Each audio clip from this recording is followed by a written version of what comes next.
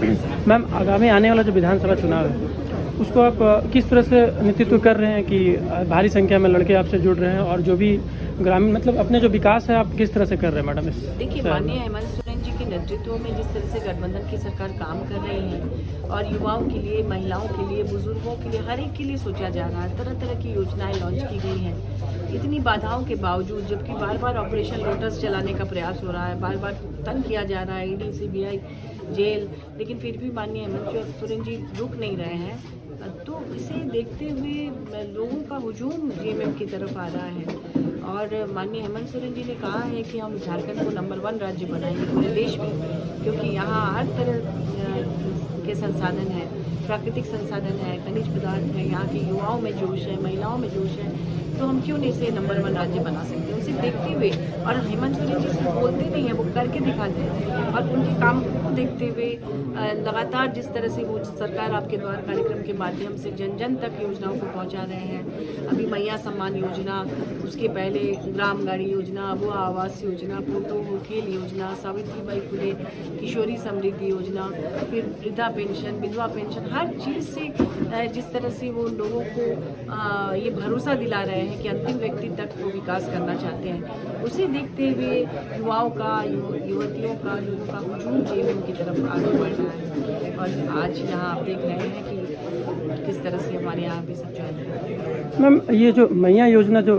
शुरुआत हुई है, ये कहना बीजेपी का कहना है कि जैसे ही विधानसभा चुनाव आया तो माननीय मुख्यमंत्री जी नया योजना लाए हैं कि लाभ पहुंचे उनको इस माननीय मैया योजना से, तो इसके बारे में आप क्या कहें? सरकार जो भी आती है, चाहे वो केंद्र सरकार हो या राज्य सरकार, वो योजनाएं लाती है ताकि जनता तक लाभ पहुंचे। वो जनता के ही पैसे होते हैं। प्रधानमंत्री मोदी जी जो भी देते हैं वो भी जनता के टैक्स के पैसे हैं, मुख्यमंत्री जो देते हैं वो भी टैक्स के पैसे हैं। जब मध्य प्रदेश में आपकी सरकार थी, वहाँ पर अगर वो योजना चलाया गया, लाडली योजना, तब तो आपने कुछ नहीं कहा। जब हमारे यहाँ, जबकि यहाँ भाजपा की सरकार नहीं है और अच्छा काम हो रहा है, तो भाजपा को परेशानी हो रही है।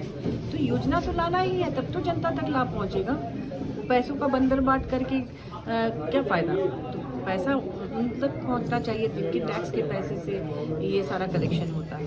इसलिए इस योजना का स्वागत करना चाहिए, न कि इसका विरोध। मैम, तो आज जो इस योजना पे एक कार्यक्रम भी चलाया जा रहा है नामकुम में, तो इस कार्यक्रम में आप सम्मिलित हो रही हैं? हाँ बिल्कुल, कार्ड पे मेरा भी नाम है और मैं रांची से, तो ये दक्षिणी छोटानागपुर प्रमंडल का है आज, तो उसमें हम सभी लोग शामिल हैं। 1 बजे से कार्यक्रम है, हम लोग वहीं जाएंगे। असम के मुख्यमंत्री अभी आके फिलहाल बहुत सारे मतलब बातें कह रही हैं, तो क्या मतलब उनके बारे में आप क्या कहेंगे? देखिए, सबसे पहली बात कि असम के मुख्यमंत्री पहले असम की समस्याओं को दूर करें। आपको पता होगा कि असम में 1800 कुछ साल से लेकर अभी तक झारखंड के बहुत सारे आदिवासी भाई बहन लोग रहते हैं और उन्होंने वहाँ जंगलों को साफ करके चाय का बागान आरंभ किया।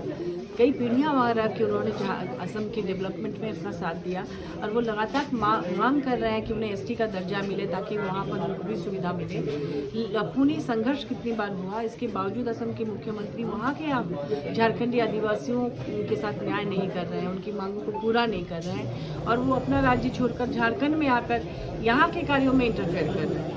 तो इसलिए हम लोग यही सलाह देंगे कि आप पहले अपने स्टेट को ठीक कीजिए, उसके बाद दूसरे स्टेट पर अड़ंगा लगाएं। मैम, जेएमएम से कुछ माननीय मंत्री लोग भी छोड़कर बीजेपी ज्वाइन कर रहे हैं, मैम इसका क्या रीज़न हो सकता देखिए, है? ऐसा जेएमएम से छोड़कर नहीं जा रहे हैं। उन्होंने कोशिश ऑपरेशन लोटस का भाजपा पहले दिन से कर रही है, जब से यहाँ जेएमएम की सरकार बनी है।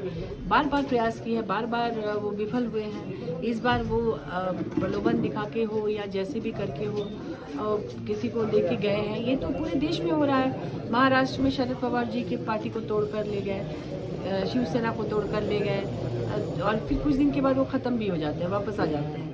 बीजेडी के साथ उन्होंने काम किया, बीजेडी फिनिश हो गई है उड़ीसा में, उसका नामो निशान मिल गया। तो उस तरह से जो लोग जाते हैं उनको बाद में बिल्कुल दूध में बड़े मक्खी की तरह उठा के फेंक दिया जाता है। झारखंड के और भी लोगों को लिया गया, उनका क्या हाल है पहले आप देखिए। मैम, ये रोजगार की तरफ जो अभी चल रहा है एक सिपाही दौड़, उसमें मैडम 13 लोगों की मौत हो चुकी है मैम।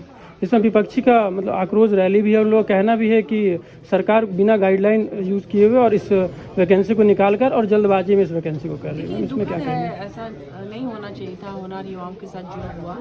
लेकिन अगर ऐसा है तो इस पर अविलंब रोक तो लगा ही दिया गया है माननीय मुख्यमंत्री की तरफ से, और जांच करना चाहिए कि क्या दौड़ने से पहले वो लोग कोई प्रतिबंधित दवा ले रहे थे, क्योंकि ये शक जाहिर किया जा रहा है पुलिस विभाग की तरफ से कि आजकल चाहे ओलंपिक हो चाहे कहीं हो, लोग कुछ दवाएं ले लेते हैं अपना स्टेमिना बढ़ाने के लिए। तो वो अभी तक जांच नहीं हुआ है कि इस तरह की कोई दवा वो लोगों ने लिया था, हाँ स्टेरॉइड वगैरह, तो उससे हार्ट बीट बढ़ जाता है, बीपी बढ़ जाता है, और बहुत तेज़ी से अचानक, जैसे आपको प्रैक्टिस नहीं है, आप अचानक एक दिन बहुत ज़्यादा दौड़ेंगे तो स्वास्थ्य के लिए बहुत हानिकारक होता है। उसके अलावा आप देखेंगे कि कोविड के बाद, कोविड का इंजेक्शन कहिए या कोविड होने के बाद, बहुत सारे लोग जिम करते करते युवाओं की मौत हो जाती है, जिम में एक्सरसाइज करते करते मौत हो जा रही है, ऐसी बहुत सारी सूचनाएं आई हैं। तो ये भी जांच का विषय है कि कोविड के बाद आखिर ऐसा क्या हो रहा है बॉडी में कि युवा नहीं सह पा रहे हैं।